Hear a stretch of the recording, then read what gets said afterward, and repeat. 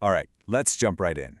If you're deep in study mode for your real estate board exam, you are in exactly the right place. Think of this as your ultimate guide, a focused, structured breakdown of the 2024 market trends you absolutely, positively need to know to ace that test. So here's the big question, isn't it? The market's a whirlwind of economic numbers, huge government projects, and all this new tech. Trying to cram it all into your brain can feel impossible, kind of like drinking from a fire hose. But what if we could just organize all that chaos into a simple framework that actually makes sense and sticks with you?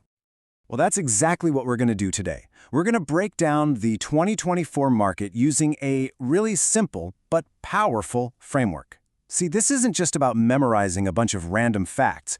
It's about building connections in your mind. So when you're sitting in that exam room, the answers just click. So let's get to it.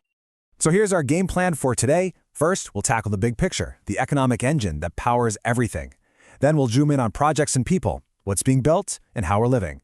After that, we'll look at the tech and green revolution. And to wrap it all up, we'll hit the final exam takeaways, a clear plan for a clear mind on exam day.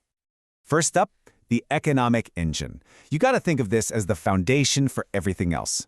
These are the core numbers that shape every single transaction, every property valuation, and every market forecast. If you can get a handle on these, I promise, the rest of it makes so much more sense. Okay, if you're going to burn one number into your brain from this entire review, make it this one, 6.5%. That is the key policy rate from the Banco Central ng Pilipinas, or the BSP. Seriously, this is the number. It's the starting point that basically decides the cost of borrowing money across the entire real estate industry. So why is 6.5% such a big deal? Well, it sets off a chain reaction. That one number from the BSP directly influences the interest rates you see on mortgages. That, in turn, decides how affordable a home is for pretty much everyone. So a higher rate, like we have now, tends to cool the market down a bit and can even affect property prices. You can bet the board exam will have questions about this cause and effect relationship. Now let's zoom out a bit. This table highlights two key forces that are kind of pulling in opposite directions. On the one hand, we've got positive GDP growth projections. That's fantastic. It signals a healthy economy and gives people confidence to invest in real estate. But look at the other side.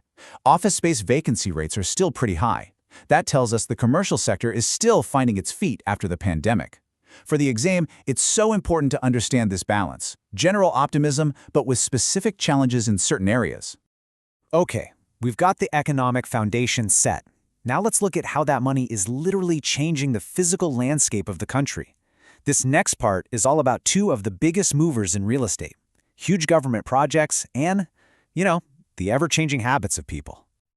You need to remember this name, the Build Better More program.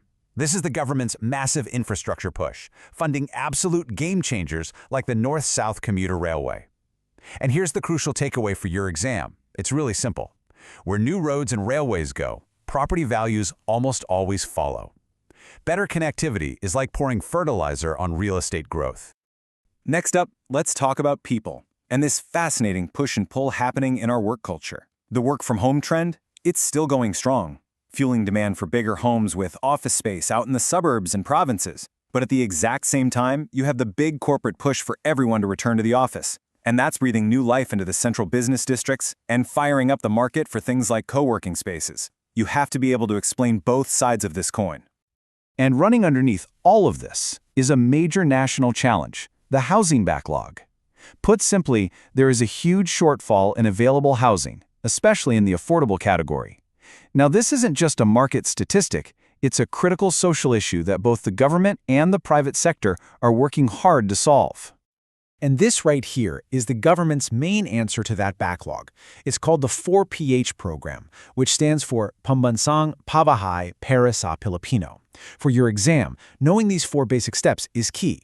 It shows you understand the whole strategy. First, find the land. Second, get the money and partners. Third, build the houses. And fourth, help people get the financing they need to move in. Okay, we've covered the economy, projects, and people. That's the now. So let's turn our attention to the future. This next section is all about two forces that are completely rewriting the rules of real estate: disruptive tech and the green revolution. First, prop tech. That's property technology. It's not some futuristic niche concept anymore. It is the new industry standard, period. We're talking about virtual tours, online platforms for closing deals, the whole shebang. And for you, as a future real estate professional, being fluent in these tools isn't an advantage. It's a flat-out requirement.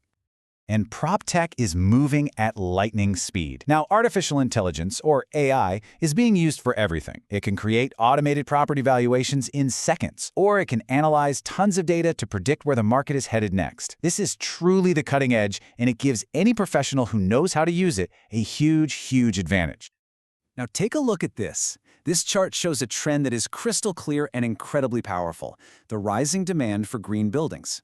Properties that have sustainability certifications, like the Global LEED Standard or our very own BIRD, which is Building for Ecologically Responsive Design Excellence, they're getting way more attention and often a higher price tag. The market is putting a real premium on sustainability. This quote really says it all. The key thing to understand here is that clients, investors, and even government regulations are all pointing in the same direction. Green, climate-resilient design has officially shifted from being a nice little bonus to a core expectation of the industry. Okay, let's take a breath. We have covered a ton of ground: the economy, major projects, social shifts, and new tech. Now let's boil it all down into your final, high-impact review. This is where we connect all the dots one last time before exam day. Let's lock these in rapid-fire style. The BSP rate, 6.5%, that's all about affordability. Build better, more, infrastructure equals value. The national housing problem, the housing backlog, and the solution is the 4PH program.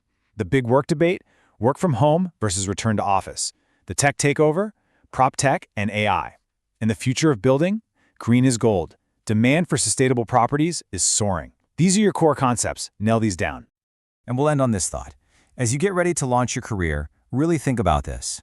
Of all these powerful forces, the economic, the governmental, the technological, the social, which one do you believe will be the biggest game changer over the next 5 years?